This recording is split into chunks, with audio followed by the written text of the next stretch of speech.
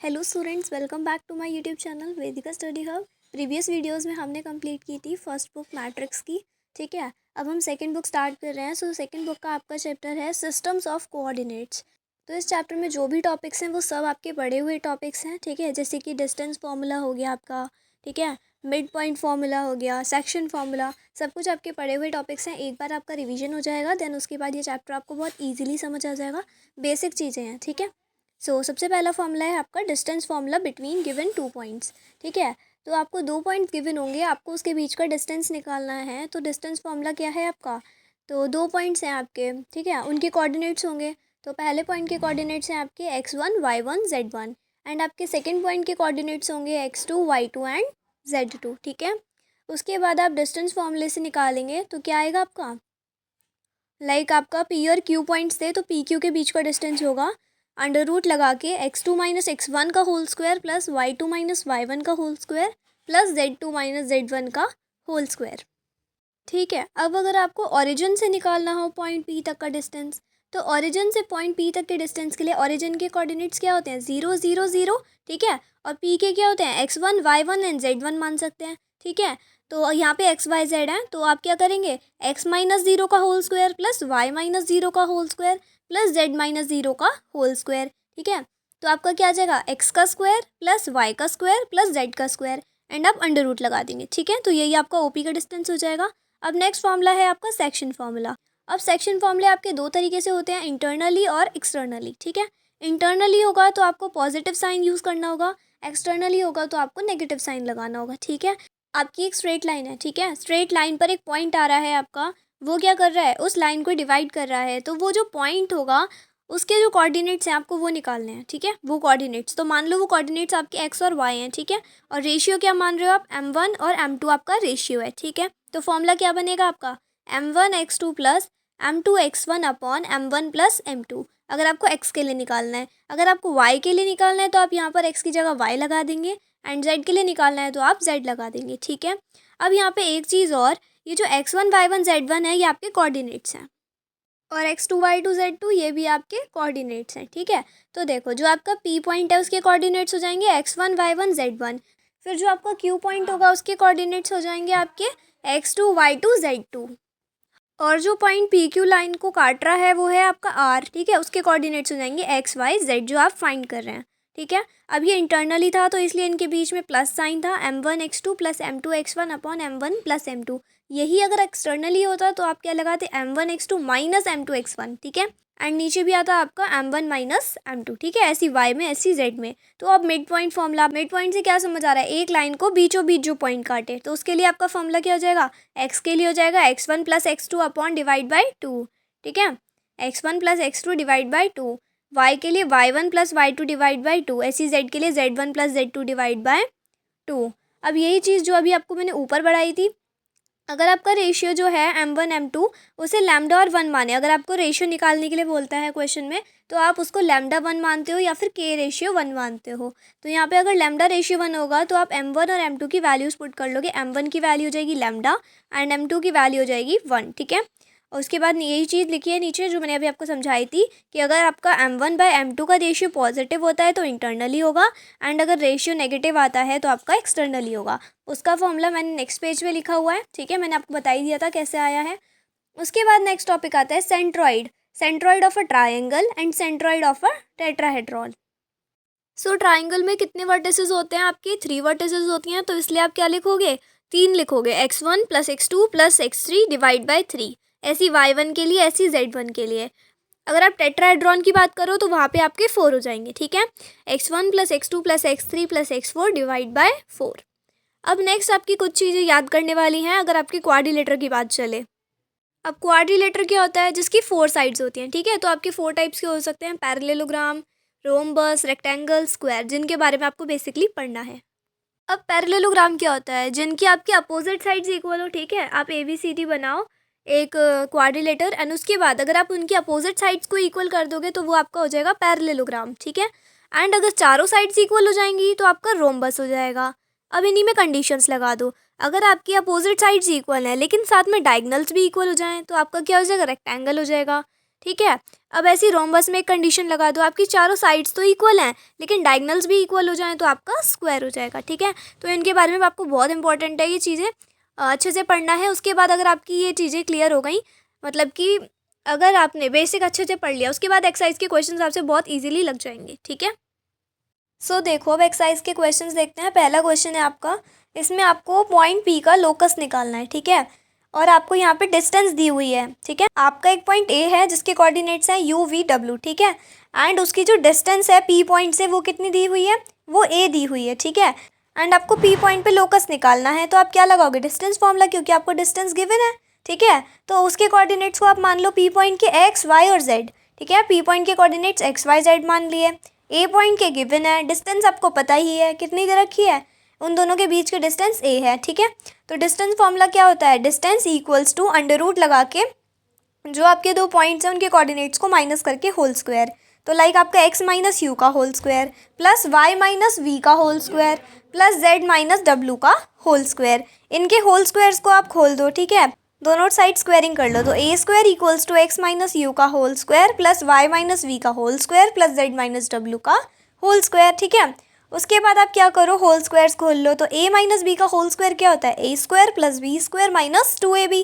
ठीक है, इस तरह से आप तीनों के होल स्क्वायर्स खोल लोगे और जो इक्वेशन आएगी वही क्या होगी, आपकी locus of the point P. चलो अब नेक्स्ट क्वेश्चन देखते हैं। तो नेक्स्ट क्वेश्चन में आपको बोला है कि आपके 3 पॉइंट्स हैं ए बी और सी। पहले आप क्या बनाओ, पहले जो आपका कार्टेशियन प्लेन होता है उसे ड्रॉ कर लो। ठीक है, उसके बाद जो आपका ए बी सी है उन्हें बना लो। ए बी सी पॉइंट्स आपके कहाँ हैं, तो on the axis of X Y and Z respectively. A point आपका एक्स एक्सिस पर है, बी पॉइंट आपका वाई एक्सिस पर है एंड जेड पॉइंट आपका एंड सी पॉइंट आपका जेड एक्सिस पर है। ठीक है, तो यहाँ पर रिस्पेक्टिवली का मतलब होता है कि ए एक्स पर, बी वाई पर, जेड सी जेड पर। ठीक है, तो पहले का पहला, दूसरे का दूसरा एंड तीसरे का तीसरा, रिस्पेक्टिवली का मतलब ये होता है। उसके बाद इनकी जो डिस्टेंस है वो आपको गिवन है कि ए है, बी है एंड सी है ओरिजिन से। तो ओरिजिन क्या है, जो बीच का पॉइंट है आपका। उसके बाद जहाँ पे मैंने ओ लिखा हुआ है वो आपका ओरिजिन है। उसके बाद बोला है कि आपको कोऑर्डिनेट्स निकालना है। किसका कोऑर्डिनेट निकालना है, जो इक्विडिस्टेंस है ए से बी से बी और सी से बी। तो आप क्या करोगे, आप उसके कोऑर्डिनेट्स को एक्स वाई जेड मान लो। लाइक एक पी पॉइंट है जिसके कोऑर्डिनेट्स एक्स वाई जेड हैं। ठीक है, पी पॉइंट कहाँ है, तो वो ऊपर की तरफ एग्जिस्ट कर रहा है। ठीक है, तो उसकी तीनों से डिस्टेंस देखेंगे अब। तो ओ पी को आप एक बार बराबर कर लो ए पी के, फिर आप ओ पी को एक बार बराबर कर लो पी बी के, एक बार ओ पी को बराबर कर लो आप पी सी के। ठीक है, उसके बाद आप तीनों से जो निकलेगी इक्वेशंस एक्स वाई जेड की वैल्यूज़ आएंगी। ठीक है, उन वैल्यूज़ को रख दोगे आप एक्स वाई जेड के, तो वही आपका क्या है, कोऑर्डिनेट्स हैं पी के। ठीक है, तो कैसे कैसे करेंगे हम, सबसे पहले ओ पी और ए पी को बराबर करेंगे। अब आप ओ पी और ए पी को बराबर कर लिया, अब आप इनकी डिस्टेंस निकालोगे। ठीक है, तो ओ के पॉइंट्स क्या हैं आपके, कोऑर्डिनेट्स आई मीन ओ के कोऑर्डिनेट्स हैं आपके 0 0 0 एंड पी के क्या है, X Y Z. Distance formula लगा लो। ठीक है, पहले अंडर रूट हटाने के लिए आपने पहली स्क्वायरिंग कर ली, तो आप क्या क्या आएंगे डिस्टेंस फॉर्मूला से, X square plus Y square plus Z square. ऐसे ही ए पी के होल स्क्वायर का निकालोगे, तो एक्स माइनस ए का whole square plus Y minus 0 का whole square plus Z minus 0 का होल स्क्वायर। ठीक है, तो वाई माइनस 0 का होल स्क्वायर वाई स्क्वायर हो जाएगा आपका एंड जेड माइनस 0 का होल स्क्वायर आपका जेड स्क्वायर हो जाएगा। ठीक है, और जो आपका एक्स माइनस ए का होल स्क्वायर होगा वो आप खोल लोगे ए माइनस बी का होल स्क्वायर का फॉर्मूला लगा के। ठीक है, और वाई स्क्वायर और जेड स्क्वायर आपके लेफ्ट और राइट दोनों साइड हैं, तो ये कैंसिल हो जाएंगे, तो बचेगा क्या आपका, सिर्फ एक्स स्क्वायर। ठीक है, फिर आपके एक्स स्क्वायर भी कैंसिल हो जाएंगे, जब आप होल स्क्वायर का फॉर्मूला लगाओगे तो आपकी एक्स की वैल्यू क्या आ जाएगी, ए बाई 2 आ जाएगी। ऐसी सेम आप वाई के लिए करोगे। ठीक है, जब आपकी एक्स की वैल्यू ए बाई 2 आएगी, वाई की वैल्यू बी बाई 2 आएगी, तो जेड की वैल्यू क्या होगी, सी बाई 2। ठीक है, तो जेड की करने की नीड नहीं है, तो जेड की आपको निकालने की नीड नहीं है, उसी से आपको क्लियर हो जाएगा एक्स और वाई के निकालने के बाद जेड की वैल्यू क्या आएगी। ठीक है, एंड देन आप क्या करेंगे, पी कोऑर्डिनेट्स में पुट कर देंगे। पी कोऑर्डिनेट्स निकालना था आपको, एक्स वाई जेड की वैल्यू आ गई आपकी। ठीक है, a by 2 comma b by 2 comma c by 2। ठीक है, एक चीज़ और, अब यहाँ पे मैं आपको समझा रही थी अभी O P equals to A P. ठीक है, ए पी का जो डिस्टेंस निकाला था आपने, तो ए पी की डिस्टेंस में आपको ये चीज़ समझ आ गई क्लियरली कि आपने होल स्क्वायर किया था तो आपका अंडर रूट कैंसिल हो गया। ठीक है, एंड जो आपको निकालना था तो वो आपको क्या करना था, पी के कोऑर्डिनेट्स तो आपके एक्स वाई जेड थे, ए के कोऑर्डिनेट्स क्या हैं आपके, ए 0 0 कैसे आए देखो। अब जब आपकी एक्स एक्सिस पर है तो सिर्फ आपके एक्स के कोऑर्डिनेट्स होंगे, बाकी 0, और आपका ए का डिस्टेंस 0 से लेकर ए तक कितना है, ए बोला था तो इसलिए ए 0 0। ऐसे बी का देखोगे तो 0 बी 0, क्योंकि वहाँ पर वाई के लिए होगा सिर्फ, और एक्स और जेड 0 होंगे। ऐसे सी के लिए बात करोगे तो आपका 0 0 सी हो जाएंगे कोऑर्डिनेट्स। तो आई होप आपको ये कोऑर्डिनेट्स निकालने भी आ गए होंगे। सो अब नेक्स्ट क्वेश्चन पे आते हैं। अगर आपको कोई भी डाउट हो तो बाकी आप कमेंट सेक्शन में बता दीजिएगा, मैं नेक्स्ट वीडियो में एक्सप्लेन कर दूँगी।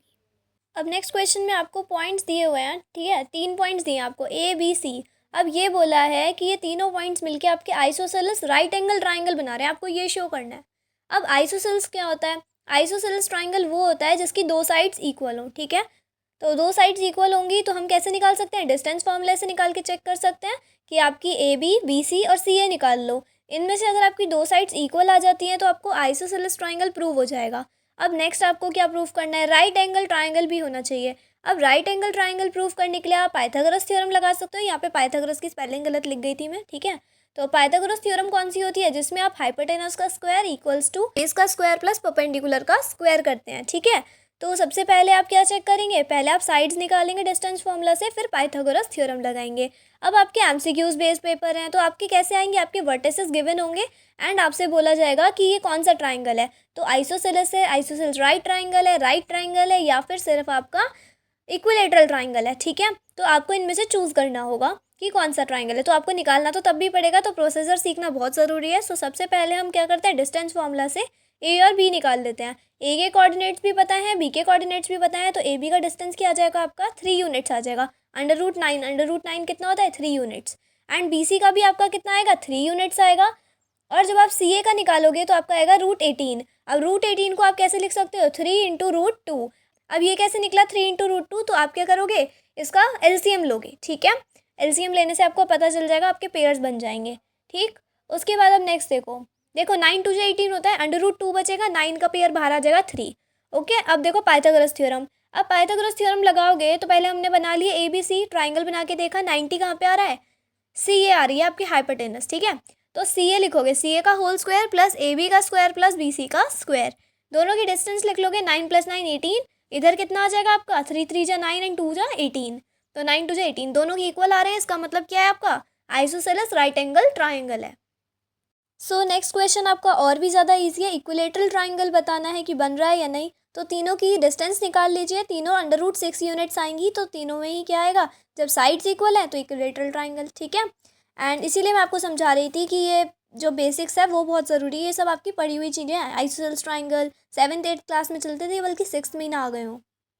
अब देखो नेक्स्ट क्वेश्चन। नेक्स्ट क्वेश्चन में क्या लिखा है? Find the ratios. देखते ही समझ आ रहा है सेक्शन फॉर्मूले से बेस्ड क्वेश्चन है, ठीक है। तो अब आप क्या करोगे? रेशियो निकालने के लिए मैंने आपको बताया था, रेशियो को क्या लेट कर लोगे? k/1 लेट कर लोगे। m की वैल्यू आपकी k हो जाएगी एंड n लिख सकते हो, या फिर आप m1 m2 जो मैंने बताए थे वो भी लेट कर सकते हो, कुछ भी लिख सकते हो फॉर्मूला, ठीक है। तो आपकी m2 की वैल्यू 1 हो जाएगी, ठीक है। तो अब आपको कोऑर्डिनेट्स गिवन है x1 y1 z1, एक हो जाएंगे आपके x2 y2 z2। इनकी वैल्यूज आप फॉर्मूले में रख लोगे, जिससे आपकी x y और z की वैल्यूज आ जाएंगी, ठीक है। फॉर्मूला क्या था आपका? m1 x2 + m2 x1 upon m1 + m2, ठीक है। और यही y के लिए हो जाएगा तो y2 और y1 लग जाएगा, ऐसे z के लिए z2 और z1 लग जाएगा, ठीक है। उसके बाद आप क्या करेंगे? जो आपको इक्वेशन गिवन है क्वेश्चन में, देखो क्या गिवन है? x² + y² + z² = 504। इस इक्वेशंस में आप x y z की वैल्यूज पुटिंग करोगे, उनका होल स्क्वायर्स खोलोगे, जो कॉमन आ रहा है वो कॉमन ले लोगे, ठीक है। लाइक देखो आपने पहले क्या करा? एलसीएम ले लिया, ठीक है। k+1 का होल स्क्वायर हो गया एंड फिर उसके बाद जो ऊपर वाली टर्म्स थी आपने वो लिख ली। फिर क्या करोगे आप? सब में से आपका 9k + 4 का होल स्क्वायर कॉमन आ रहा था और बाकी जो बची टर्म्स 9 + 1 + 4 वो लिख लिया, ठीक है। उसको आपने सॉल्व कर लिया। सिंपल कैलकुलेशन है, k की दो वैल्यूज आ जाएंगी आपकी, -2/3 एंड 2/3। अब आते हैं नेक्स्ट क्वेश्चन पे। अब नेक्स्ट क्वेश्चन में आपको कोलिनियर शो करने के लिए बोला है। अब कोलिनियर की कंडीशन क्या होती है कि किसी दो साइड्स को आप अगर प्लस करो तो उसके बराबर में जो आए वो तीसरी साइड के बराबर आए, ठीक है। दो साइड्स को प्लस करके तीसरी साइड के बराबर आए, ये होती है आपकी कोलिनियर की कंडीशन, ठीक है। तो आप डिस्टेंस फॉर्मूला से निकाल लेंगे तीनों साइड्स, किन्हीं दो को प्लस करके अगर तीसरे के बराबर आ जाती है तो आपकी कोलिनियर की कंडीशन प्रूव हो जाएगी। उसके बाद नेक्स्ट क्वेश्चन गिवन है। नेक्स्ट क्वेश्चन भी बहुत सिंपल है, बस देखने में वो बड़ा लग रहा है लेकिन बिल्कुल बहुत सिंपल है। आपको वर्टिसेस निकालनी है, मिड पॉइंट्स गिवन है आपको, ठीक है। तो अब मैंने आपको मिड पॉइंट फॉर्मूला बताया था, ठीक है। तो आपका ए बी का मिड पॉइंट क्या है? P है। ऐसे ही आपका ए सी का मिड पॉइंट क्या है? B है। ऐसे बी सी का मिड पॉइंट क्या है आपका क्यू है। तीनों के मिड पॉइंट से आप पहले लिख लोगे, ठीक है। कैसे लिखोगे, x1 plus x2 equals to x1 plus x2 upon 2 क्या आएगा, इक्वल्स टू 1 आएगा, क्योंकि आपके p के लिए देख रहे हैं पहले हम, ठीक है। ए बी लाइन के लिए अगर हम देखें, p आपका मिड पॉइंट है, ठीक है। p के कोऑर्डिनेट्स क्या है, 1, 5 और -1। तो x की वैल्यू क्या है, 1 है, 5 की वैल्यू क्या है, y है, एंड आपकी -1 की वैल्यू z हो जाएगी, ठीक है। मतलब z की वैल्यू -1, ओके। तो x1 प्लस x2 अगर आप करोगे, x1 प्लस x2 अपॉन 2, ये तो आपका फॉर्मूला होता है, इक्वल्स टू x आना चाहिए, x की वैल्यू 1। ऐसी y1 plus y2 upon 2, y की वैल्यू 5। ऐसी z1 plus z2 upon 2, z की वैल्यू -1, ठीक है। इनसे आपने इक्वेशन बनाई, 3 इक्वेशन आई आपकी। x1 plus x2 equals to 2 आ गया, y1 plus y2 equals to 2 आ गया, ऐसी z1 plus z2 equals to -2 आ गया, ठीक है। ऐसे आप q के लिए करोगे, q जब मिड पॉइंट होगा तो उसके कोऑर्डिनेट्स की वैल्यूज आ जाएंगी। ऐसे जब r मिड पॉइंट होगा तो उनकी भी 3 इक्वेशंस आ जाएंगी। टोटल कितनी इक्वेशंस मिल गई आपको, 9 इक्वेशंस मिल गई, ठीक है। अब आपकी 3 इक्वेशंस तो x की हैं, 3 y की हैं, 3 z की हैं, ठीक है। ठीक है, तो आप क्या करोगे, तीनों x की इक्वेशंस को प्लस करके x की वैल्यू निकालोगे, ठीक है। ऐसे तीनों y की इक्वेशंस को ऐड करके y की, ऐसे तीनों z की इक्वेशंस को ऐड करके z की, जो तीनों की वैल्यूज आएंगी वही आपका क्या हो जाएगा, वर्टेक्स हो जाएगा, है ना। आपको यही तो निकालना है, x1 y1 z1, x2 y2 z2, x3 y3 z3, यही वैल्यूज तो निकालनी है। तो अब देखो आप कैसे करोगे। सबसे पहले हम x की लेते हैं, हमने x की सारी इक्वेशंस को ऐड कर लिया, तीनों इक्वेशंस, ठीक है। जब x की तीनों इक्वेशंस ऐड करी, उसमें से 2 कॉमन आ गया, तो क्या आ गया, x1 plus x2 plus x3 equals to 3। अब देखो जो आपकी इक्वेशंस थी, सबसे पहली इक्वेशन, उसमें आपको गिवन आया था, पहली इक्वेशन से आपका आया था x1 प्लस x2 कितना है आपका 2 है। तो अब x1 प्लस x2 की जगह 2 पुट कर दोगे, ठीक है, और 2 प्लस x3 इक्वल्स टू 3 आ जाएगा। तो ऐसे ही आप x3 की वैल्यू निकालोगे। ऐसी अगली इक्वेशन देखोगे तो उसमें x1 प्लस x3 दे रखा है, अगली इक्वेशन देखोगे उसमें x2 प्लस x3 की वैल्यू दे रखी है। इस तरह से तीनों की वैल्यू निकालोगे। Same for y and same for z। जब आपकी तीनों की वैल्यूज आ जाएंगी, तीनों x की, तीनों y की और तीनों z की, ठीक है, उसी को आप क्या कह दोगे, जो आपको वर्टेक्स निकालनी थी वो आपकी आ जाएगी। बहुत इजी प्रोसेसर है, आपको कुछ नहीं करना। मिड पॉइंट्स आपको गिवन थे, सबसे पहले आपने मिड पॉइंट फॉर्मूले से इक्वेशंस बनाई। जो आपकी एक्स की इक्वेशंस आई उन्हें आपने इक्वेट किया, वाई की इक्वेशंस आई उन्हें इक्वेट किया, जेड की आई उन्हें इक्वेट किया। जैसे जैसे इक्वेशंस की वैल्यूज गिवन है, आपने वो वैल्यूज पुट करके एक एक वैल्यू निकालते चले गए। लाइक आपको x1 प्लस x2 गिवन है, ठीक है, आपने वो पुट किया तो आपकी x3 आ जाएगी। x2 प्लस x3 गिवन है तो आपकी x1 आ जाएगी, ठीक है। और जब x1 प्लस x3 गिवन होगी तो आपकी क्या आ जाएगी, x2 आ जाएगी। ऐसी y के लिए, ऐसी z के लिए करना है आपको। तो एक एक करके वैल्यूज निकाल लोगे, वही आपको वर्टेक्स निकालनी है। तीनों की वैल्यूज ही तो निकालनी थी आपको, x1 x2 x3, y1 y2 y3, z1 z2 z3, ठीक है। अब आते हैं नेक्स्ट क्वेश्चन पे। लास्ट क्वेश्चन है इस वीडियो का आपका, एंड ये चैप्टर आपका कंप्लीट हो जाएगा जो हम पढ़ रहे हैं। उसके बाद हम सेकंड चैप्टर पढ़ेंगे, डायरेक्शन कोसाइंस, ठीक है। तो इस क्वेश्चन में कुछ भी नहीं है, रेशियो निकालना है। इस क्वेश्चन को मैंने आपको पीछे जैसे समझाया था वैसे ही सेम क्वेश्चन होगा, एक बार करके देख लेना। अगर कोई भी डाउट है तो कमेंट में पूछ लेना, मैं आपको एक्सप्लेन कर दूंगी, ठीक है।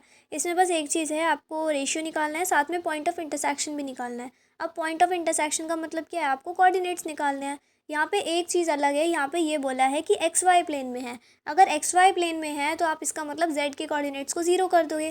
तो जो आपकी जेड की वैल्यू आई है 4 lambda minus 8 upon lambda plus 1, इसको आप 0 से इक्वेट करोगे तो आपकी लैम्डा की वैल्यू आ जाएगी, ठीक है। तो इसमें इस तरह से करना है। Thanks for watching. इस वीडियो में इतना ही, मिलते हैं नेक्स्ट वीडियो में न्यू चैप्टर के साथ। एंड अगर आपको वीडियो पसंद आए तो लाइक शेयर एंड सब्सक्राइब कर लीजिएगा चैनल। एंड अगर आपने व्हाट्सएप चैनल अभी तक भी ज्वाइन नहीं किया है तो लिंक आपको डिस्क्रिप्शन में मिल जाएगी, ज्वाइन कर लीजिएगा। Bye guys.